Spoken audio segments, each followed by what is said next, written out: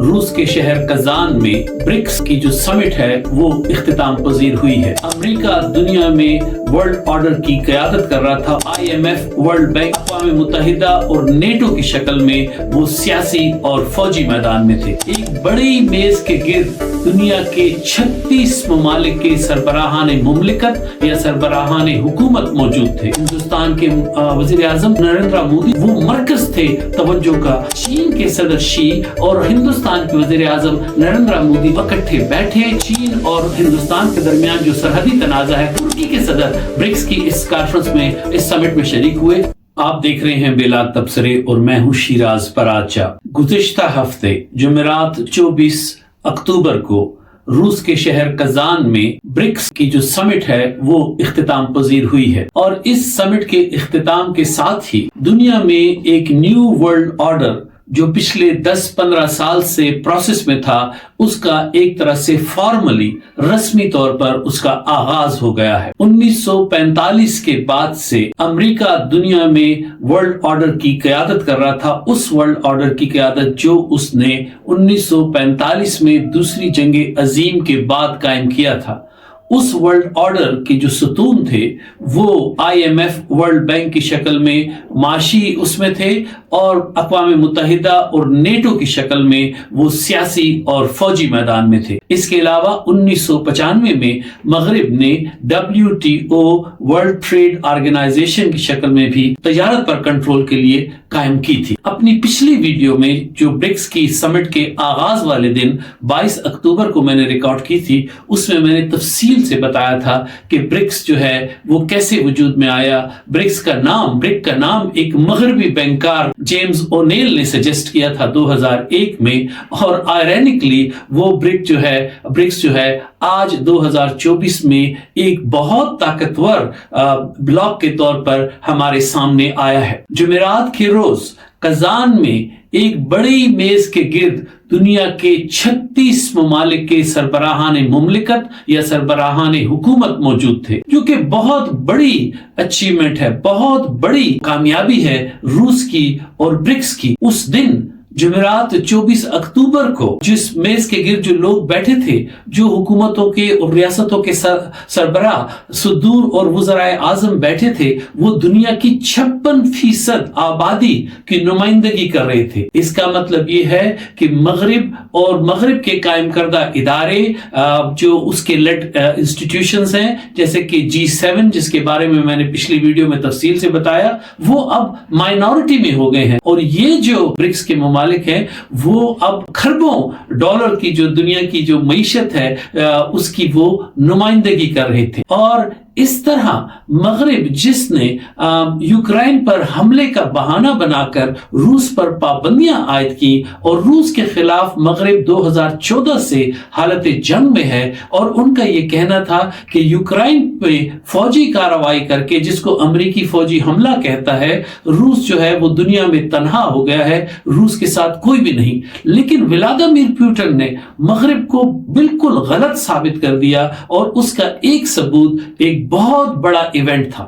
نہ صرف یہ کہ کزان میں 36 ممالک کے سربراہ یا وزراء اعظم، سربراہ حکومت موجود تھے، اس دن ان 3 دنوں کے دوران 20,000 غیر ملکی وفود جو تھے وہ کزان میں آئے ہوئے تھے، اور ان 3 دنوں میں 200 سے زیادہ ڈپلومیٹک تجارتی میٹنگز ہوئیں۔ گویا یہ 3 دن جو تھے اس میں اتنی زیادہ ایکٹیویٹی ہوئی، اتنی زیادہ بائی لیٹرل میٹنگز ہوئی، ٹرائی لیٹرل میٹنگز ہوئی۔ ولادیمیر پوٹن نے اس تمام 3 دنوں میں سینکڑوں غیر ملکی وفود سے ملاقاتیں کی، غیر ملکی سربراہان مملکت اور حکومتوں سے انہوں نے 1-on-1 ملاقات کی۔ اس کے علاوہ اقوام متحدہ کے سیکرٹری جنرل نے بھی برکس کی یہ جو ہے سمٹ یہ اٹینڈ کی۔ اس سمٹ کی وجہ سے مغرب میں، مغربی دارالحکومتوں میں بھونچال آ گیا۔ مغربی میڈیا نے بڑی کوشش کی کہ وہ برکس کی یہ سمٹ جو روس میں ہو رہی تھی اس کو اگنور کرے، مگر ان کے لیے اس سمٹ کو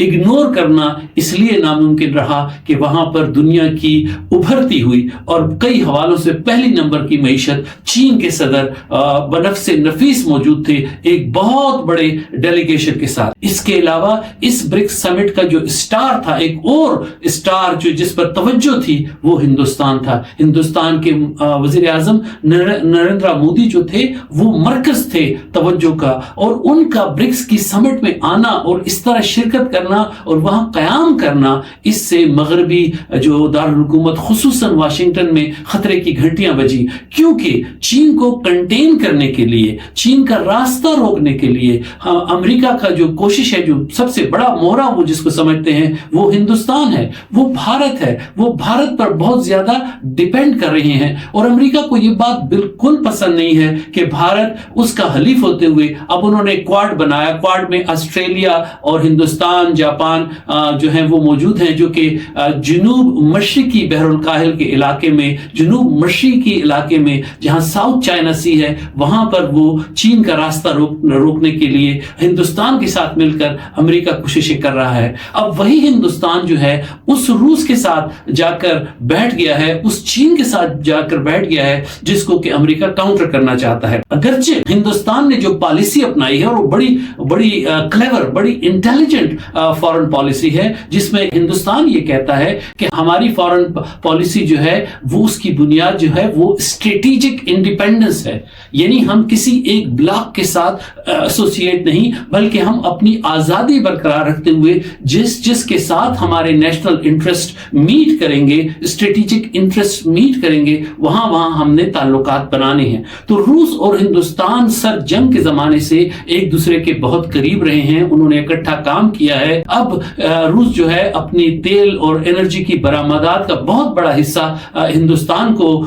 برآمد کرتا ہے، کیونکہ مغرب کے ممالک روس سے گیس نہیں خریدتے، روس نے ہندوستان کو فروخت کرنی شروع کر دی، چین کو فروخت کرنا شروع کر دیا آئل اور گیس، جس سے روس کو بہت فائدہ ہوا، ان کی اکانومی مضبوط ہوئی، جبکہ مغربی ممالک کی اکانومی جو ہے وہ کمزور ہوئی۔ تو یہ جو برکس کا اجلاس ہوا، اس کی ایک ہائی لائٹ جو تھی وہ یہ تھی کہ چین کے صدر شی اور ہندوستان کے وزیر اعظم نریندر مودی جو ہیں وہ اکٹھے بیٹھے، اور انہوں نے ایک بہت اہم معاہدے پر اتفاق کیا، اور وہ اتفاق یہ تھا کہ چین اور ہندوستان کے درمیان جو سرحدی تنازع ہے 3000 کلومیٹر تک کی، جو اس سے زیادہ کی جو ان کی آپس میں سرحد ہے کوہ ہمالیہ کے رینج میں، اس پر ان کے درمیان جھڑپیں ہوتی رہی ہیں۔ سب سے بڑی جھڑپ جو تھی وہ ریسنٹ ہسٹری میں وہ 2020 میں ہوئی، جس کی وجہ سے دونوں ممالک کے درمیان تعلقات بہت ٹینس ہو گئے۔ لیکن یہاں پر برکس ممالک کی مدد سے، روس کی مدد سے چین اور ہندوستان کے وزیر اعظم بیٹھے، اور انہوں نے یہ طے کیا کہ اب وہ ڈس انگیج کریں گے، سرحدی علاقوں میں جو تنازع ہے اور اس پر جو ٹینشنز ہیں اس کو ختم کریں گے، اور ان تنازعات کو بات چیت کے ذریعے حل کیا جائے گا۔ ہندوستان کے، بھارت کی جو بزنس کمیونٹی ہے، جو تجارتی لوگ ہیں، وہ بھی چاہتے ہیں کہ چین کے ساتھ ہماری تجارت کھلے، کیونکہ جو چین کی جو الیکٹرک وہیکلز یعنی بجلی سے چلنے والی موٹر کاروں میں چین دنیا میں پہلے نمبر پر ہے، اور یہ ٹیسلا سے کہیں آگے جا چکا ہے BYD، اور چین یہ منوپلی، یہ ڈومیننس برقرار رکھے گا، اور ہندوستان اس میں جو ہے چین کے ساتھ تعاون کرنا چاہتا ہے چپس میں اور دوسری یہ لیٹسٹ جو ٹیکنالوجیز ہیں۔ تو ہندوستان اور چین کے درمیان اس طرح آپس میں مل بیٹھنا جو تھا برکس میں ایک بہت بڑی بات تھی، اور بہت اہم جو ہے وہ اس کی سگنیفیکنس تھی۔ دوسری اہم بات یہ ہوئی کہ ترکی کے صدر برکس کی اس کانفرنس میں، اس سمٹ میں شریک ہوئے۔ اب ترکی نیٹو کا ممبر ملک ہے، مغرب کے قریب رہا ہے، مغربی بلاک میں شامل رہا ہے، مغرب کے ساتھ اس کے تعلق ہیں۔ اب ایک نیٹو ملک کا ممبر ملک کا یہاں آنا اور ترکی کی اس خواہش کا اظہار کہ ہم برکس میں شامل ہونا چاہتے ہیں، اس سے مغرب بہت زیادہ ناراضگی ہے، وہاں پر تشویش ہے۔ لیکن اس میں قصور مغرب کا ہے، کیونکہ یورپی یونین نے، ترکی کافی عرصے سے کوشش کر رہا ہے کہ وہ یورپی یونین میں شامل ہو جائے، لیکن یورپی یونین میں آسٹریا اور فرانس جیسے ممالک تعصب کی وجہ سے، مسلمانوں سے، ترکوں سے نفرت کی وجہ سے، فار ہسٹوریکل ریزنز وہ نہیں چاہتے تھے کہ ترکی یورپی یونین میں آئے۔ تو اب ترکی نہ صرف یہ کہ روس سے اس نے ڈیفنس میزائل لیے ہیں، بلکہ اب وہ برکس میں شامل ہونا چاہتا ہے۔ برکس میں 4 نئے ممالک شامل ہوئے ہیں، जिनमें यूनाइटेड अरब एमिरेट्स, इथियोपिया, मिस्र जो है ये इसके नए मेंबर हैं ब्रिक्स में जो कि शामिल हुए हैं, और उसमें सऊदी अरब को भी और ईरान, और उसमें सऊदी अरब को भी शामिल होना था। सऊदी अरब का इस वक्त जो है उन्होंने अपना ये फैसला रोक रखा है, लेकिन क्योंकि सऊदी अरब के बहुत करीबी ताल्लुकात हैं अमेरिका के साथ, तो वो थोड़े से रिलक्टेंट हैं। लेकिन ये 5 नए ममालिक जो है शामिल होने थे, जिनमें से 4 का ऐलान हो गया है, यूएई, इथियोपिया, मिस्र और ईरान, जबकि 5वां मुल्क सऊदी अरब है। इस ब्रिक्स समिट में एक और बड़ी अहम शख्सियत की मौजूदगी जो थी वो ईरान के सदर थे। ईरान की सदर की वहां मौजूदगी और ईरान और रूस और चीन के दरमियान बढ़ती हुई जो ताउन है, इससे भी मगरिब जो है उसे काफी तशवीश है। और ये ब्रिक्स के जो ममालिक हैं अब एक दूसरे के साथ करेंसी, लोकल करेंसीज में तिजारत कर रहे हैं। और इसके अलावा एक ब्रिक्स ने प्रोग्राम दिया है ब्रिक्स ग्रेन एक्सचेंज का, यानी वो जो फूड सिक्योरिटी है, खुराक की किल्लत पर काबू पाने के लिए ब्रिक्स जो है उसने ये प्रोग्राम अपना दिया है। इसके अलावा इस ब्रिक्स समिट में बेलारूस, बोलिविया, वियतनाम, इन्होंने उसकी ख्वाहिश का इजहार किया है कि वो ब्रिक्स की मेंबरशिप लें, और बोलिविया और बेलारूस को पार्टनर नेशन की हैसियत दे दी गई है। लेकिन ब्रिक्स जो है वो अब जो नए मेंबर्स शामिल होना चाहते हैं, 40 के करीब ममालिक जो हैं वो ब्रिक्स में शामिल होना चाहते हैं, लेकिन ब्रिक्स ने इस साल नए मेंबर, यानी इस समिट में नए मेंबर्स को शामिल करने का ऐलान नहीं किया, बल्कि वो इंतजार करना चाहते हैं। चीन जो है वो बड़ा स्लो मूव और सोच समझ कर और प्रॉपर निगोशिएट करके नए मेंबर्स को वो दाखिला देंगे, तो आइंदा आने वाले सालों में जो है नए मेंबर्स ब्रिक्स में शामिल होंगे। लेकिन उन्होंने एक रास्ता खोला है, जैसे कि हमने देखा बोलिविया का और बेलारूस का, मैंने आपको बताया कि वो पार्टनर नेशंस के तौर पर, एसोसिएट नेशंस के तौर पर ये नए ममालिक जो हैं वो ब्रिक्स का हिस्सा बन सकते हैं। ब्रिक्स की इस समिट की एक और खास बात ये थी कि यहां पर जनूबी अमेरिका या लातीनी अमेरिका से कई अहम ममालिक, लीडिंग ममालिक हैं, उन्होंने ब्रिक्स में शिरकत की है। ब्राजील जो है वो फाउंडर मेंबर है। याद रखिए ब्रिक्स जो है BRICS का नाम जो है ये उन फाउंडिंग मेंबर्स की वजह से इसका नाम ब्रिक्स है। जैसे B से ब्राजील है, R से रशिया है, I से इंडिया है, C से चाइना है और S से साउथ अफ्रीका है। और जो नए ममालिक शामिल हो रहे हैं उसको वो कह रहे हैं ब्रिक्स प्लस। तो लातीनी अमेरिका की अहमियत इसलिए है कि लातीनी अमेरिका एक तरह से वहां के जितने ममालिक हैं वो अमेरिका उनको अपनी कॉलोनियां समझता है। पहले लातीनी अमेरिका पर स्पेन और पुर्तगाल ने कब्जा किया और वहां पर उन्होंने गुलाम बनाया उन नेशंस को। बरतानिया और फ्रांस गए और यूरोपियंस ने उनको एक्सप्लॉइट किया। और उसके बाद जब अमेरिका ताकतवर बना जो है आज से चंद सौ साल पहले, तो अमेरिका ने लातीनी अमेरिका को गले से दबोच लिया, लातीनी अमेरिका को आजाद नहीं होने दिया। लातीनी अमेरिका में जो भी उठा, जिसने भी अमेरिका से आजादी हासिल करने की कोशिश की, अमेरिकी कैपिटलिज्म से, अमेरिकी एक्सप्लॉयटेशन से, अमेरिकी इंपीरियलिज्म से, उसके उन हुकूमतों के उन्होंने तख्ते उल्टे, वहां पर डिक्टेटरशिप मुसल्लत की, वहां पर गैर जमहूरी हुकूमतें मुसल्लत की। क्यूबा जो है उसके फेडरल कास्ट्रो को कत्ल करने की सैकड़ों मर्तबा अमेरिका ने कोशिश की। चे गुएवारा को उन्होंने मार दिया। इसी तरह कोलंबिया हो, वेनेजुएला हो, अर्जेंटाइन हो, ब्राजील हो, बोलिविया हो, आप नाम ले लें, अमेरिका ने वहां पर एक तबाही और बर्बादी फैलाई, लोगों के हुकूक को गस्ब किया, कत्लेआम किया, डिक्टेटरशिप्स मुसल्लत की। तो जनूबी अमेरिका में बहुत ये है रिजेंटमेंट है अमेरिका के खिलाफ। तो अब ब्रिक्स में ब्राजील तो फाउंडिंग मेंबर है, उसके अलावा वेनेजुएला के सदर आए, उन्होंने बहुत स्ट्रांग तकरीर की। बोलिविया एक छोटा सा मुल्क है, बहुत अहम मुल्क है लैटिन अमेरिका का, उसको पार्टनर नेशन बना लिया गया। अब कहा यह जा रहा है कि मेक्सिको भी शायद ब्रिक्स में आ जाए। मेक्सिको का आना जो कि बिल्कुल बॉर्डर पे है रशिया के साथ, अमेरिका के साथ, और अमेरिका का वहां पे बहुत असर है, ये अमेरिका के लिए बहुत बड़ा चैलेंज होगा। इसी तरह ब्रिक्स में अफ्रीका के ममालिक जो है वो बहुत पुरजोश हैं ब्रिक्स में शमूलियत के लिए। और कई अफ्रीकी ममालिक के जो